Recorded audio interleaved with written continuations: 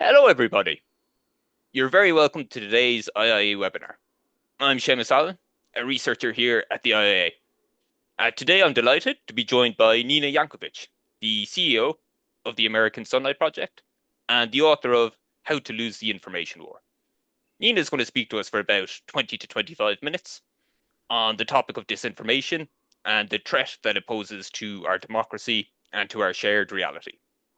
We'll then go to a discussion and to a Q&A. You can join the Q&A using the button at the bottom of the screen. The event today and the Q&A are both on the record.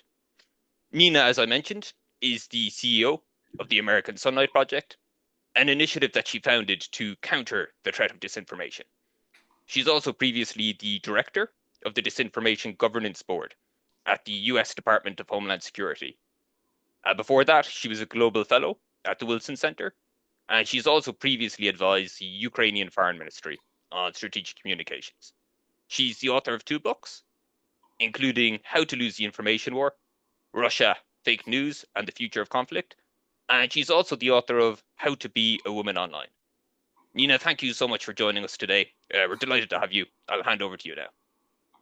Thank you so much for that lovely introduction and for inviting me to join you today. I am really delighted to be speaking with you all. I just wish I were with you in person. I've still not made it to Dublin, so one day. Maybe in the future.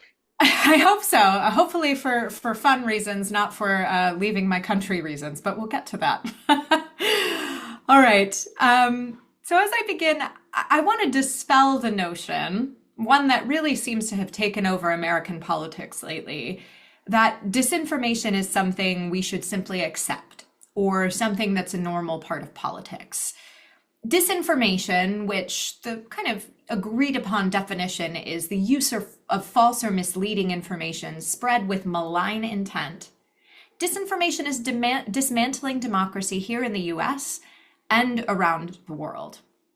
In late February, we marked 3 years since Vladimir Putin launched his full-scale invasion of Ukraine, a bloody and senseless war of Russian aggression built on a worldwide disinformation campaign. At home, over the past decade, we've seen millions of individuals taken in by disinformation, closing the already shrinking gap between the online and the offline. Disinformation narratives have endangered public health, falsely claiming that the coronavirus wasn't real or that COVID vaccines contained microchips meant to track us. And they've endangered public safety, storming the US Capitol on January 6th. Adherents of the QAnon conspiracy theory have engaged in violence. And of course, during the 2022 midterm elections, not to mention our most recent presidential elections here in the States, 60% of voters who believed that the 2020 election was stolen had a candidate who denied the results of that election on the ballot. 60% of voters had election deniers on the ballot. And of course, we now have an election denier as our commander-in-chief. My own life has been changed markedly by disinformation. If not for a disinformation campaign against me and the working group that I was meant to lead within the Department of Homeland Security, my family wouldn't have been violently threatened, and I would likely have served in government through the end of the Biden administration. At its core, I believe that disinformation is antithetical to democracy. We need good information to participate in the democratic process, and those who traffic in disinformation are knowingly dismantling it. My own experience over the past 3 years shows that this is a truth nearly a decade after revelations about Russian interference in the 2016 election came to light. The West seems not to fully understand. And that's why I wrote my book, How to Lose the Information War. It travels to the front lines of this conflict, the information conflict, in Central and Eastern Europe, and interviews the folks who have been in this battle much longer than we in the West have. I'm going to tell you 2 stories today. One is from the Czech Republic, and it should be a warning to governments attempting to combat disinformation through content-based fact-checking initiatives. The second is the story of my own experience at the center of a disinformation campaign, which demonstrates how the US government did not take this problem seriously and how partisan disinformation undermines democracy and inspires hate for our fellow citizens. It's a warning that I really hope you in the EU will heed. These types of campaigns have already begun to come after your institutions too. Ultimately, these two stories speak to an important point. Disinformation does not just come from outside of our borders. This problem is increasingly inside the house. Political parties and influencers use these tactics, the tactics of foreign adversaries, to influence debate. We are doing our adversaries' work for them, and we're becoming less free in the process. Now, I noticed early in my career that there's a uniquely American hubris to the United States approach to disinformation, particularly of the Russian variety. We seemed to think that we were the first people this happened to, and that couldn't be farther from the truth. Of course, the Soviet Union was involved in propaganda and active measures campaigns throughout the communist period. But in the internet era, Russia has auditioned and perfected its tactics in nations like Estonia, Georgia, Poland, the Czech Republic, and Ukraine. I was in Ukraine working as a strategic communications advisor in Ukraine's Foreign Ministry during the 2016 election and its aftermath. While I was there, it became clear that while we in the West have been slow off the starting block, unable to recognize the dividing lines in our societies that disinformation weaponizes, and unwilling to admit that our fellow citizens themselves draw them, Russia has us lapped. Its goal is increased global influence, but Russia's disinformation campaigns operate on an undeniably human level, often employing local actors to cast a spell of plausible deniability and increase the authenticity of their message. The West's response, however, exists almost entirely in two realms. The government realm so far has consisted of fact checks and sanctions and taskers and talking points, while in the technology realm, executives for years, until very recently, believed in content curation and moderation and furious games of whack-a-troll, which I refer to as the removal of fake accounts created by malign actors, only to see others pop up again. Now, like the carnival game of whack-a-mole, whack-a-troll is all but unwinnable. Neither tech platforms nor governments nor journalists can fact-check their way out of the crisis of truth and trust that Western democracy currently faces. Keeping people at the heart of Western policy on foreign influence campaigns and broader disinformation is critical not only in responding to online offensives like Russia's, but in repairing the cracks in our democracies that allowed them to begin in the first place. If we don't, our efforts will become another cautionary tale and another example of how to lose the information war. Unfortunately, I think we're already quite close to that. Our allies in Central and Eastern Europe began fighting disinformation long before we in the West even recognized it was a problem, and they weren't always successful. In the Czech Republic, during the migrant crisis that drove hundreds of thousands of refugees into Europe, Russia used Islamophobic rhetoric and disinformation as its wedge issue, which sadly resonated with many Czech citizens. Russian disinformation claimed that because of the migrant crisis, pork was no longer being served in Czech schools, which of course is a cardinal sin in the Czech Republic. And they also claimed that the Czech Republic was unsafe because of the influx of potential terrorists through its borders. The hitch was that most migrants to the Czech Republic at that time were from nearby Slavic countries like Ukraine. They weren't from the Middle East. And in a recent census, more Czech people listed their religion as Jedi Knight, a full 15,000 individuals, than Islam, which only 11,000 people claimed. Yet those narratives from Russia still found fodder. Negative opinions toward Arabs skyrocketed in public opinion polls. And the Czech government felt they had to do something to combat these narratives. So they set up the Center Against Terrorism and Hybrid Threats within the Interior Ministry. Now, hybrid threats is one of these poorly defined concepts that tends to cloud the counter-disinformation arena.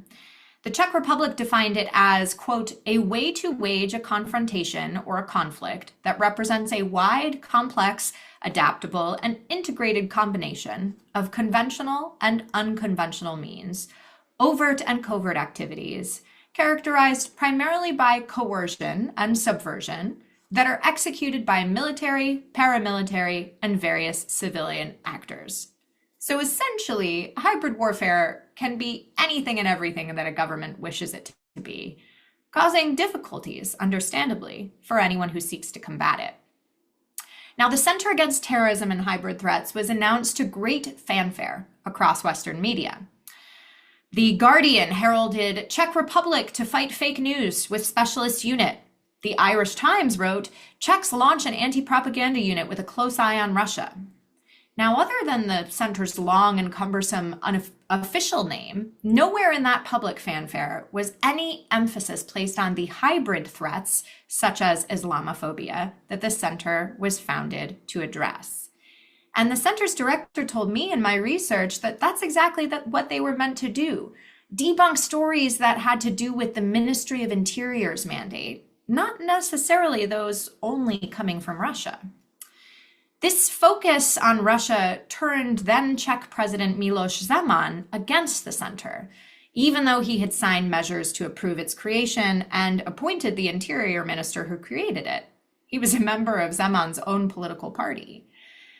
In addition to making a number of pro-Russian statements over the course of the year leading up to the center's founding, Zeman singled out the center in his annual Christmas address, drawing on sensitivities from the not-so-distant communist era in the Czech Republic. He said, "We do not need censorship. We do not need an idea police." His commentary reflects the role that history played in the debate surrounding the Center Against Terrorism and Hybrid Threats. Czechs are loath to give up their hard-won right to free speech, which is what some assumed the center was going to be doing with its efforts to debunk internal disinformation.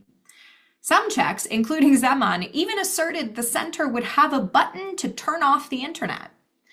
Now, the center soldiered on, even though it was stymied by the public misconceptions surrounding its launch. It focused its attention inward, educating civil servants, rather than those debunking activities that it had planned. But its supporters had really muddied its mandate and squandered precious public support when they did not communicate clearly about what it was meant to do.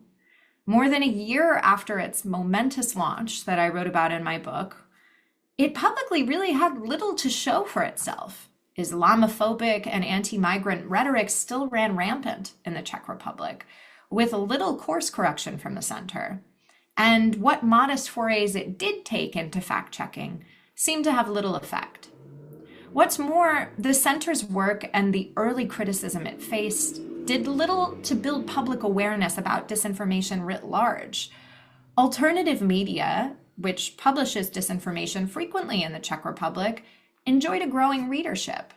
And according to one Czech journalist I interviewed, quote, most people don't care or they don't know what the background of the sites they visit is. They consume information, but they don't know what type of information they consume, end quote. Now, I tell this story because I mentioned the Czech experience to my boss at the Department of Homeland Security within a week of starting my job. In March 2022, 3 years ago, I had just been appointed by the Biden administration to lead DHS's new Disinformation Governance Board, an admittedly very poorly named group that was meant to coordinate and inform the department's activities in the counter-disinformation space. Now, DHS is a real Frankenstein of a government department. It includes everything from our disaster management folks to our customs and border protection to our cybersecurity unit and much, much more. This intra-agency working group, which had no law enforcement authority, no budget, and no full-time staff other than myself, was meant to herd cats. I told my boss that the Czechs were a cautionary tale in a much, much less polarized environment than our own. I didn't want our benign cat herding efforts to corral policy ideas in the department to be taken out of context or politicized. We were going to be making recommendations for how to protect civil rights and civil liberties, as well as freedom of speech and privacy, while still addressing disinformation. We needed to communicate transparently and proactively about our work. We didn't want to end up like the Czechs. Instead, because the department did not take my advice, we ended up much worse. In late April 2022, after 8 weeks of my own internal lobbying, the board and my position were finally announced in a Washington email newsletter, Politico. Within hours, the patently false idea that the board was an Orwellian ministry of truth and that I was President Biden's chief censor were trending on social media, despite the fact that the board could not and would not be restricting or arbitrating speech at all. Were that the case, I would not have taken the job. But the facts did not matter to those using the board and my appointment as a political football. Within days, my personal life became a matter of intense intrigue and speculation. I became the young, female, easy to dunk on public face of an alleged censorship effort. Tucker Carlson recklessly claimed that I had men with guns at my disposal to tell Americans to shut up. My professional reputation, which to that point had been characterized on both sides of the aisle by reasonable, careful analysis and respectable bipartisan work, was undermined. My analysis of counter-disinformation approaches that protected national security and freedom of speech was ignored. Congressional Republicans and right-wing media characterized me as an unhinged, partisan, unserious, dangerous fascist. I received an onslaught of online abuse, and my family, including my unborn child, I was 8.5 months pregnant at the time, were threatened.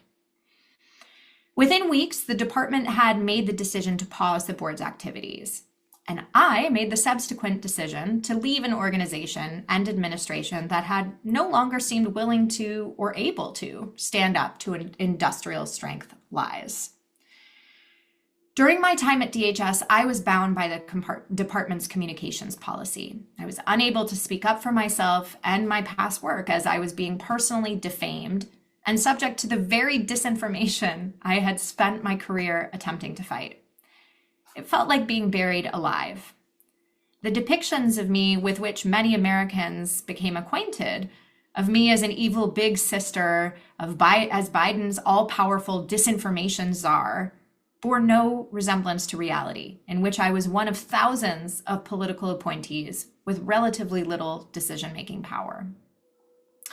But those false narratives and the campaign against me were representative of a larger phenomenon within American political discourse, in which members of Congress, pundits, and anonymous internet trolls gleefully projected their own false depictions of me and the job that I was hired to do. They leveraged this fear not only to score political points against the non-existent ministry or the Biden administration, but, as some explicitly admitted, to try and run me out of public life entirely. The US government didn't know how to deal with the disinformation campaign against me or the harassment that I endured. Instead of mounting a response to the falsehoods and the hate speech, DHS and the administration essentially rolled over. They issued a mealy-mouthed fact sheet days too late and sent the Secretary of Homeland Security and the White House spokesperson on the defensive. Later, they kowtowed to the unfounded criticism. They put the board on pause, launched a review of the mission, and eventually announced that they concluded there was no need for a Disinformation Governance Board. Since that first victory for the so-called free speech crusaders, dozens of other researchers and organizations, including academic institutions, have come under legal, financial, and public attack for their work attempting to inform the public about the pollution of our information ecosystem. The attack has worsened, of course, during the second Trump administration, with the US government not only going after American nonprofits and academics, but threatening to withhold security assistance to Europe if the EU does not rethink its own regulations on online safety and countering disinformation. So, as a veteran of these wars, let me give you a couple of pointers. Because if there's one thing I want you to remember from today, it's that these attacks are coming for you too. First, for academics, researchers, and government entities that may be in the line of fire, please remember that staying silent is truly not an option in the internet era. I was repeatedly told that everything will blow over, don't worry about it, on Monday it'll be fine, while my life was being destroyed. 3 years later, I still get regular violent threats online. Now, I'm not saying correcting the record is going to solve your problem entirely, but it can stem the flow, and it's important for legal issues, which I'll get to in a second. In my case, DHS waited far too long, days, to even try to correct the record. And by that point, it was too late. In the world of the internet, that may as well be eons. Second, think about the affordances that the legal system offers in pushing back on the attacks on reality against you and your colleagues. The hucksters who gain power and profit from lies are using the law to legitimize themselves and their narratives. It's critical that we push back on these attacks with things like cease and desist letters and defamation cases. I decided to sue Fox News. If the law doesn't work when individuals' lives are upended by lies, why does it exist? Now, third, to those of you who may be listening from the policymaking or regulation space, if you are setting up a government body to address disinformation and online harms, think deeply, very early and often about how you transparently and clearly communicate your goals from the very start. Have a crisis comms plan in place to respond to those inevitable attacks. Red team every piece of information that you put out there. And fourth, the simplest but perhaps most difficult advice, hold your ground. Now is the time for us all to stand up for democracy and reality. Don't mince your words. Our allies in Central and Eastern Europe never squirmed under pressure from the Kremlin. They stood strong, and it's our turn to do the same.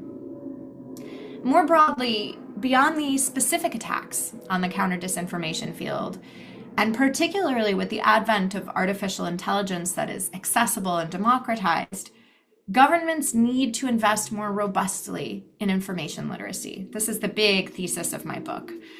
We need to build up citizens' abilities to navigate a confusing information environment.